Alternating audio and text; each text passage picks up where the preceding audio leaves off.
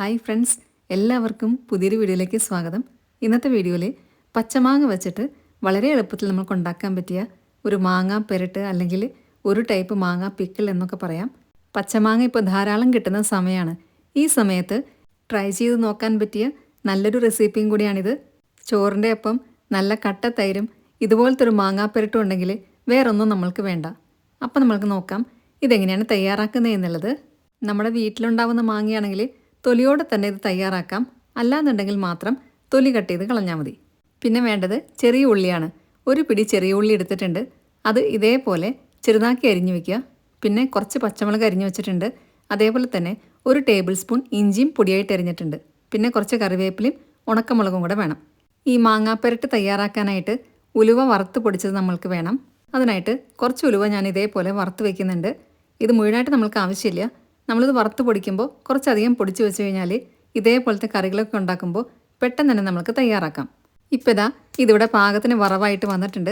ചെറിയ തീയിൽ വെച്ച് വറുത്തെടുത്താൽ മതി. കരിഞ്ഞു പോകാതെ പ്രത്യേകം ശ്രദ്ധിക്കണം. ഇത് പൊട്ടുന്ന ശബ്ദം കേൾക്കാൻ വേണ്ടിയിട്ടാണ് ഞാൻ ഇളക്കലൊന്ന് നിർത്തിയത്. ഇപ്പോൾ ഞാനിവിടെ ഫ്ലെയിം ഓഫ് ചെയ്തിട്ടുണ്ട്. ഇനി ഇത് ചൂടാറി കഴിയുമ്പോൾ മിക്സിയുടെ ചെറിയ ജാറിലിട്ട് ഇത് പൊടിച്ചെടുക്കാം. ഇനി വേണ്ടത് പ്രധാന ചേരുവയായ മാങ്ങയാണ്. 4 മാങ്ങ ഞാൻ ഇവിടെ എടുത്തിട്ടുണ്ട്. അതിൻ്റെ തൊലി ഞാൻ കട്ട് ചെയ്ത് കളഞ്ഞിട്ടുണ്ട്. അതിനുശേഷം ഇതേപോലെ ഇത് നുറുക്കിയെടുത്തിട്ടുണ്ട്. ഒരു മാങ്ങ ഏതാണ്ട് 10 കഷ്ണാക്കിയിട്ടാണ് നുറുക്കിയിട്ടുള്ളത്. കുറച്ച് വലിയ കഷ്ണങ്ങളാക്കിയിട്ട് വേണം ഇത് നുറുക്കാനായിട്ട്. ഞാൻ നേരത്തെ പറഞ്ഞ പോലെ വീട്ടിലുണ്ടാവുന്ന മാങ്ങയൊക്കെ ആണെങ്കിൽ നിങ്ങൾക്ക് തൊലിയോടെ തന്നെ കട്ട് ചെയ്യാം. ഇനി ഇതിനകത്തേക്ക് കുറച്ച് പൊടികൾ നമ്മൾക്ക് ഇട്ട് കൊടുക്കണം. ആദ്യമേ ഇട്ട് കൊടുക്കുന്നത് 1.5 ടേബിൾ സ്പൂൺ കാശ്മീരി മുളക് പൊടി, പിന്നെ 1 ടീസ്പൂൺ മഞ്ഞൾപ്പൊടി, 1/2 ടീസ്പൂൺ ഉപ്പ്. ഉപ്പ് ആവശ്യമാണെങ്കിൽ പിന്നീട് നമ്മൾക്ക് നോക്കിയിട്ട് ഇട്ട് കൊടുക്കാം. ഇപ്പോൾ 1/2 ടീസ്പൂൺ മാത്രം ഇട്ട് കൊടുത്താൽ മതി. അതിനുശേഷം നമ്മൾ നേരത്തെ വറുത്ത് പൊടിച്ച് വെച്ച ഉലുവയാണ് വേണ്ടത്. അത് 1 ടീസ്പൂൺ. ഇനി ഇതിൻ്റെ പുളി ഒന്ന് ബാലൻസ് ചെയ്യാൻ വേണ്ടിയിട്ട് 1 ടീസ്പൂൺ പഞ്ചസാരയും കൂടി ഇട്ട് കൊടുക്കുന്നുണ്ട്.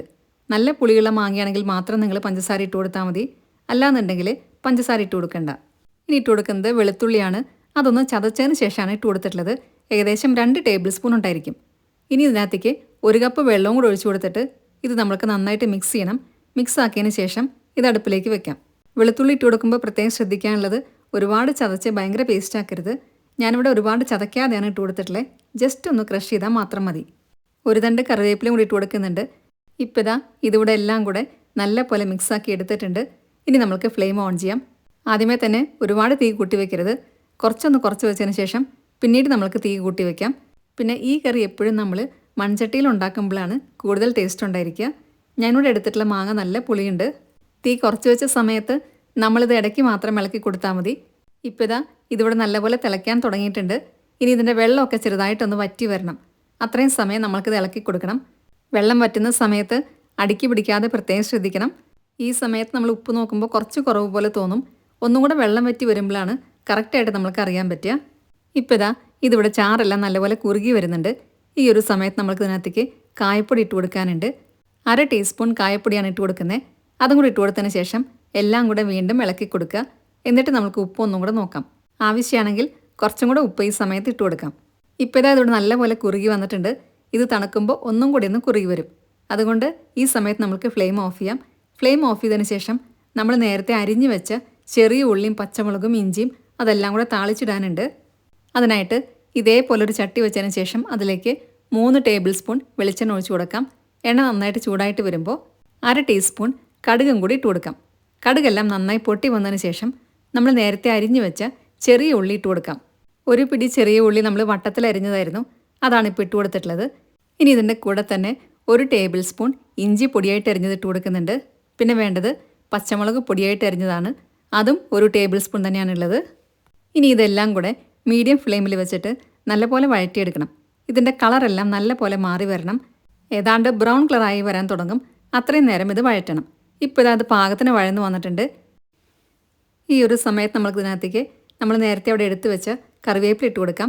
1 തണ്ട് കറിവേപ്പിലയാണ് ഇട്ട് കൊടുക്കുന്നത്. പിന്നെ വേണ്ടത് ഉണക്കമുളകാണ്. 4 5 ഉണക്കമുളകും കൂടി ഇട്ട് കൊടുക്കാം. എല്ലാം കൂടി ഇട്ട് കൊടുത്തതിന് ശേഷം ഇതെല്ലാം കൂടെ നല്ലപോലെ വീണ്ടും വഴറ്റിയെടുക്കുക. ഉണക്കമുളകൊക്കെ നല്ലപോലെ വീർത്ത് വരും. അത്രയും നേരം ഇത് വഴറ്റി കൊടുക്കാം. ഇപ്പോൾ ഇതിവിടെ കറക്റ്റ് പാകമായിട്ട് വന്നിട്ടുണ്ട്. ഈ ഒരു സമയത്ത് നമുക്ക് ഫ്ലെയിം ഓഫ് ചെയ്യാം.